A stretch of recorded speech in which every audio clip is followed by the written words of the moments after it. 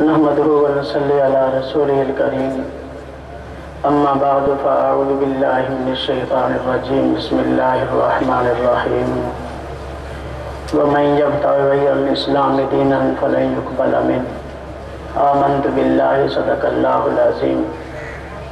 میرے واجب الاحترام بزرگوں، بھائیوں اور دوستوں، سالانہ ختم نبوت کانفرنس میں تشریف لانے والے دوستوں، نبی اکرم صلی اللہ علیہ وسلم نے ارشاد فرمایا تھا کہ بنی اسرائیل 72 فرقوں میں بٹ گئے تھے اور میری امت 73 فرقوں میں بٹ جائے گی، جن میں سے ایک فرقہ جنت میں جائے گا۔ لیکن منکرین ختم نبوت جو ہیں وہ کوئی فرقہ نہیں ہے، بلکہ وہ اسلام کے خلاف ایک سازش ہے۔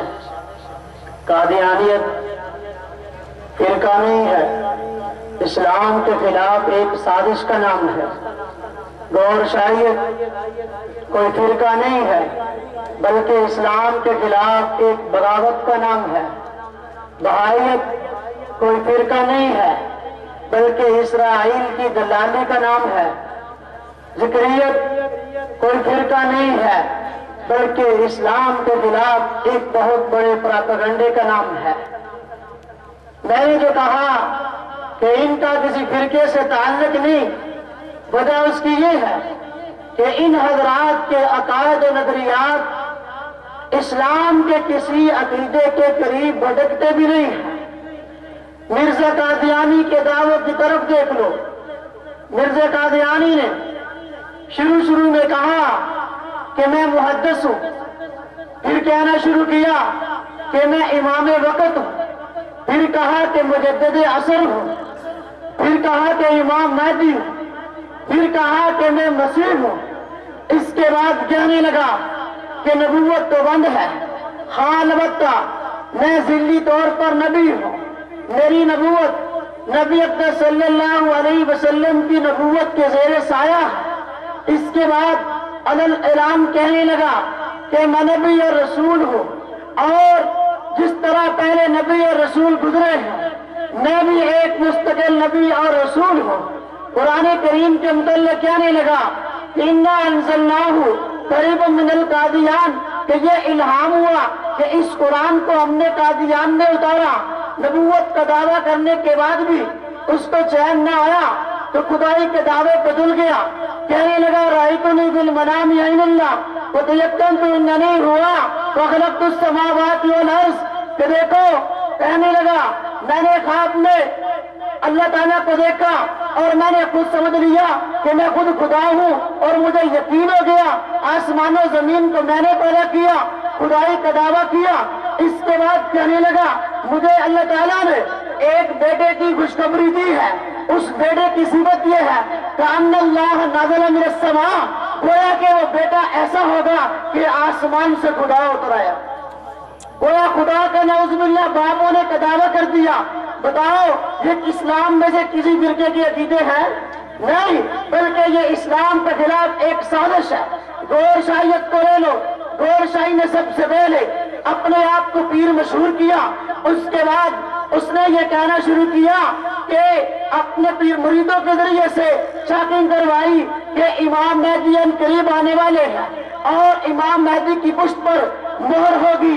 وہاں گیا امریکہ میں، اپنی پشت پر جا کے وہ سرجری کروا کے مہر جیسی چیز بنوا کے لے آیا اور خود کہنے لگا میں امام مہدی ہوں۔ اس کے بعد مشہور کیا امام مہدی کی شکل چاند میں نظر آئے گی، چاکنگ کروا دی دیواروں پر۔ اس کے بعد خود کہنے لگا کہ میری شکل چاند میں نظر آئی ہے، یہاں تک کہ برطانیہ نے اس کا اتنا ساتھ دیا، دنیا کا سب سے بڑا خلائی ادارہ ناسا جو ہے اس نے باقاعدہ گور شاہی کو سرٹیفکیٹ دیا کہ واقعی چاند کے اندر جو تصویر نظر آ رہی ہے واقعی گور شاہی کی ہے۔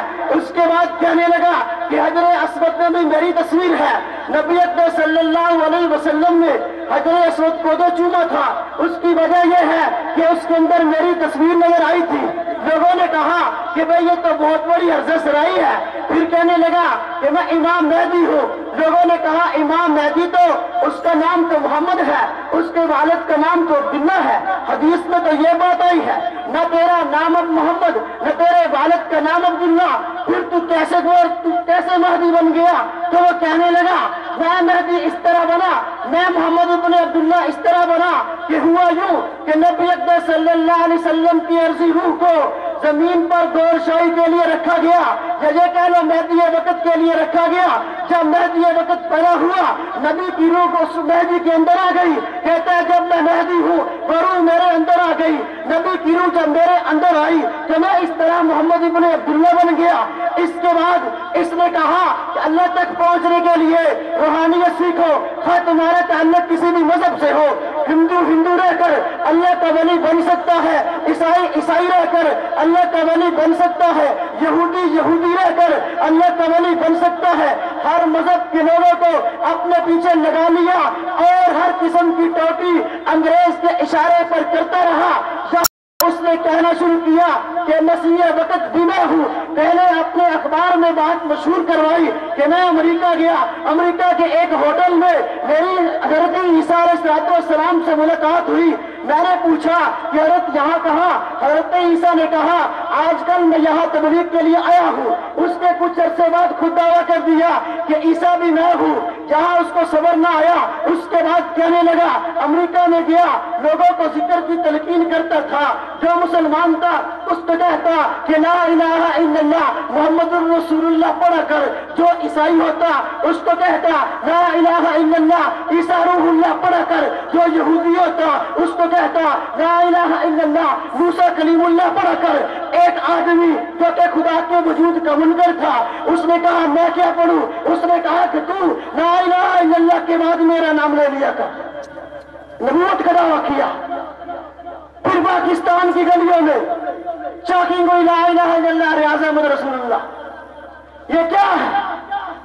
یہ کسی فرقے کے قائد ہے, یہ کسی فرقے کا عقیدہ نہیں ہے, یہ اسلام کے خلاف بغاوت ہے. اس نے کتاب لکھی ہے دین الہی کے نام سے. اس کتاب کے اندر لکھتا ہے اللہ کا مذہب عشق ہے, اللہ کا مذہب عشق ہے. غور سے سن لو کہ اس وقت جتنے مذاہب ہیں سارے کے سارے اللہ کے مذہب سے بدل چکے ہیں اور اللہ کا مذہب عشق ہے. نعوذ باللہ. اللہ تعالیٰ خود فرماتے ہیں ان الدین عند اللہ الاسلام, کہ دین تو صرف اسلام ہے اللہ کے ہاں قابل قبول. اور جو کوئی آدمی اسلام کے علاوہ اور کوئی دین قبول کرے گا فلن يقبل منہ, قابل قبول نہیں ہے. پھر آپ ذکریوں کی طرف دیکھو, کراچی میں دیکھو لاکھوں ذکری, بلوچستان میں دیکھو لاکھوں ذکری. وہ ایک آدمی کو جس کا نام ملا محمد ہے اٹک کرانے والا, اس کے بارے میں کہتے ہیں کہ وہ نور من نور اللہ ہے, اللہ کے نور سے پیدا ہوا.